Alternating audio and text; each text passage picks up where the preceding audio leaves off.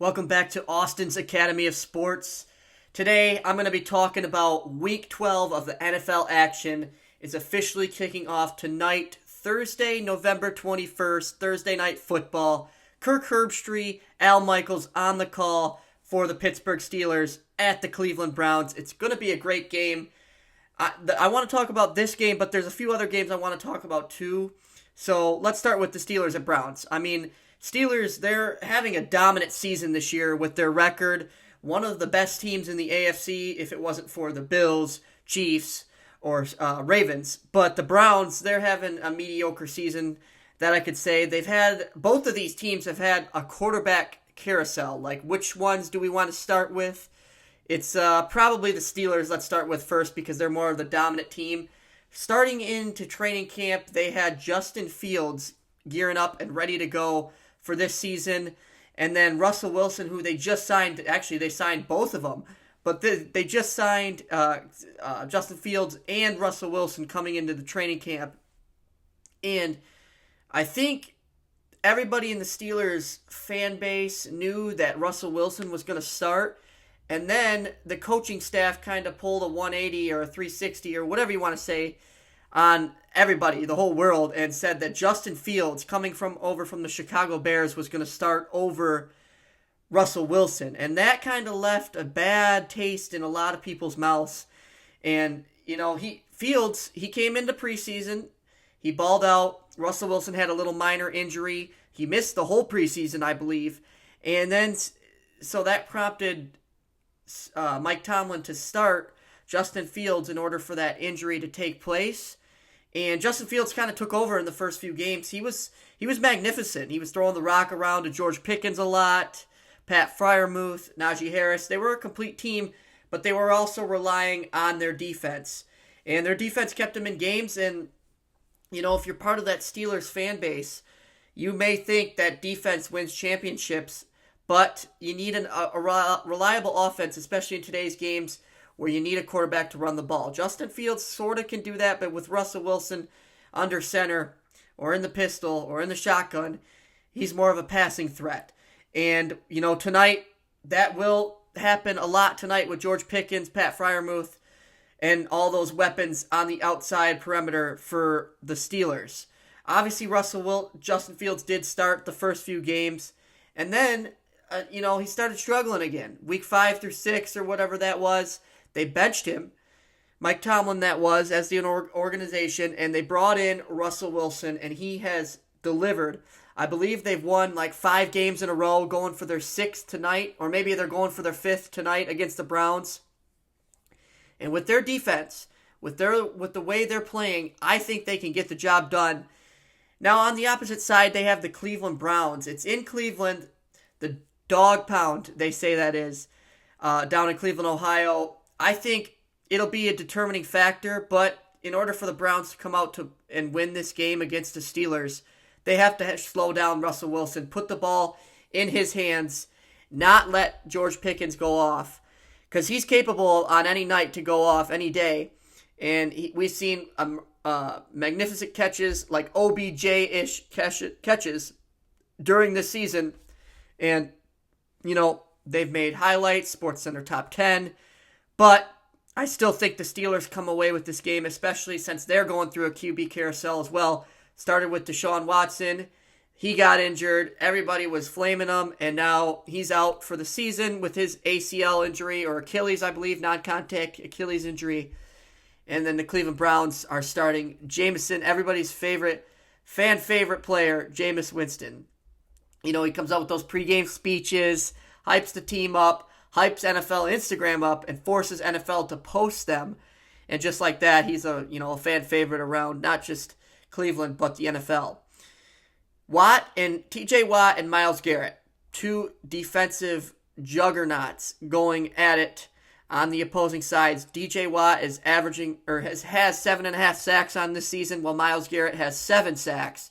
So they're neck and neck. These rivalry games, AFC North coming in. It's going to, punches and counter punches will be thrown. But I do think Pittsburgh comes away with this game. If you're a betting man, I would go with the Pittsburgh Steelers in this game tonight. Thursday Night Football, prime time, Amazon Prime always brings out the best in these two teams. Next, we'll move to Sunday's games, the Sunday slate. Here's a 1 o'clock kick, the Detroit Lions at the Indianapolis Colts. Huge win last week for the Lions coming up against the Jacksonville Jaguars. This will be their fourth straight game against the AFC South. We've played the Jaguars. As a Lions fan, we've played the Jaguars. Now we're playing the Indianapolis Colts. We smoked the Titans a few weeks ago. And who am I missing in the AFC South? I know I'm missing somebody, but we've played them.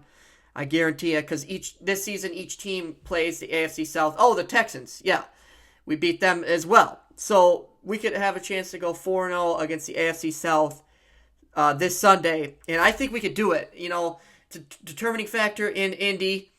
It's an indoor stadium. Jared Goff excels in indoor stadiums.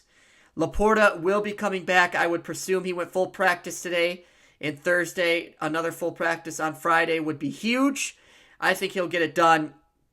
And I'm just looking, can they continue? The Lions continue their win streak. They've got the highest win streak right now at 9-1, an 8-game win streak with the Chiefs losing to the Bills last week. It was, they moved into first place, power rankings, whatever you want to call them. Best team in the NFL right now on the offensive and defensive side. And we're missing key players in Aiden Hutchinson, Derek Barnes, Alex Anzalone just went out. Broderick Martin's coming back. Kind of a non-factor there, but, Marcus Davenport. But we just signed Zadarius Smith, so he will come in and be the determining factor for the Lions this season. And then on the other side, I want to just see the development of Anthony Richardson. The Colts drafted him highly out of, Florida, and he was a good prospect. He got benched a few games for Joe Flacco, the mighty Joe Flacco, 39 years old, and he got to play a few games in the NFL this year. But Richardson, he got benched because of kind of a weird situation there in Indy with Shane Steichen. He went up to him. It was one game, like a Week 7 game or something. He basically said he was gassed out on the football field. And you can't say that to your coach. That's going to get you benched. And that got him benched for a few games nonetheless. But he's still putting up some numbers this year. 1,230 yards, 5 touchdowns, and 7 interceptions. He's got to minimize those interceptions if they want to beat the number 1 team in the NFL this Sunday. I don't think they can do it. Their offensive line is a little banged up. And with the addition of Zadarius Smith, he's just getting ramped up even more in that Lions system. I think the Lions cover that spread and beat the Colts this Sunday. Vikings at Bears, a 1 o'clock kick.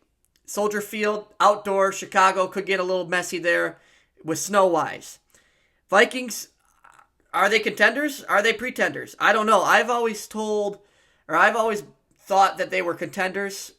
Not like Super Bowl contenders, but playoff contenders this year when they started out with their record. But then, as the season went on, they took a few. They've actually won. They're 8-2 or 7-2, I believe, and they're sneaking away with some of these these mediocre wins against mediocre teams.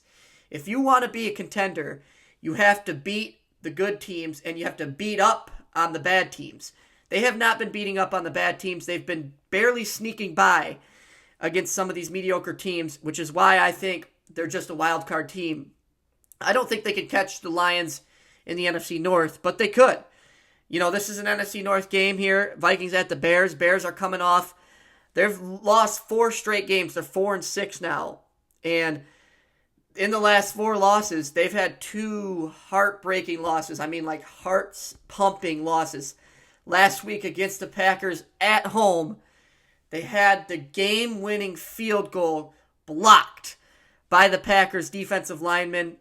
Could have been a penalty there, as, when the long snapper is snapping that ball to the place kicker, a defensive lineman cannot come up and push or jump over the long snapper, and that's exactly what happened. No call was made, but the Bears did not convert on that field goal. Got blocked as a giant mitt came down and smacked the crap out of that ball. And, in the end, it was the Packers who won that game with the closing seconds winding down. All you had to do was a Packers player jump on the ball and just sit on it for a second. And that's the game for the Packers. Packers get another division win. last week against the Bears, and the Bears unfortunately just can't find a way to win these close games, even if it's the ref blaming them, or even if you're blaming the refs, I should say, or just not coming out with that win. But let's see what they can do against another division game at home this Sunday. And then lastly, Sunday night football. The Philadelphia Eagles at the Los Angeles Rams, traveling across the states, or the United States, I should say, are the Philadelphia Eagles. I saw in practice today they were jamming to some LA tunes and getting ready for their West Coast trip. They'll be leaving on Saturday, I presume. I want to see if Saquon Barkley and Jalen Hurts, if they will torch the Rams defense. I mean, we all know Jalen Hurts is a dual threat quarterback with his arm, with his legs, scrambling away. You could say the tush push has gotten a lot of these touchdowns. Right now he's at 11 rushing touchdowns and 12 throwing touchdowns for Jalen Hurts, the almighty. And he's rushed for 417 yards. His offensive line is getting healthy. They are healthy. I saw last Monday night game when they played. They were healthy. They got Jordan Mailata back, Landon Dickerson, Lane Johnson. The only one they're missing is Jason Kelsey, but he's retired. He's not coming back. Their center, Cam Jurgens, is a unit replacing them. And then it's just pushing the ball down to the secondary where Jalen Hurts and Saquon Barkley can, backwards hurdle their way into a touchdown. Barkley's got 8 touchdowns this year and 1,137 yards. Just racking up those numbers. I think the Eagles will win this game. Rams, though, they got to stay healthy. Ever since that Week 1 Lions game, their health declined. Cooper Kupp went out. Puka Nacua went out. Their offensive line was banged up. And they've only played 5 games together this season. 5 games. Like 5.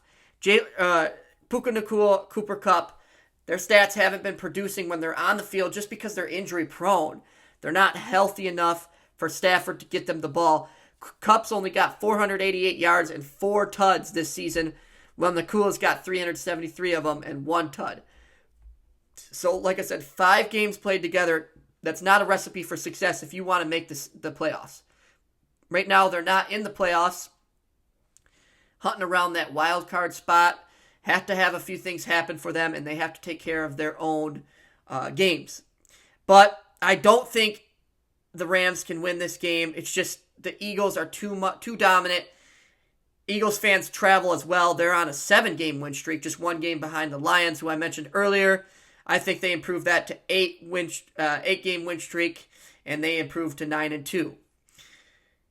That's the 4 games I kind of wanted to highlight in this podcast. NFL Week 12 action starts tonight, Thursday Night Football. Tune in. Pittsburgh Steelers at Cleveland Browns, and then we get roaring for college football Saturday, NFL Sunday. It's going to be a great weekend of sports. Thanks for tuning in to Austin's Academy of Sports. And as always, fire up chips.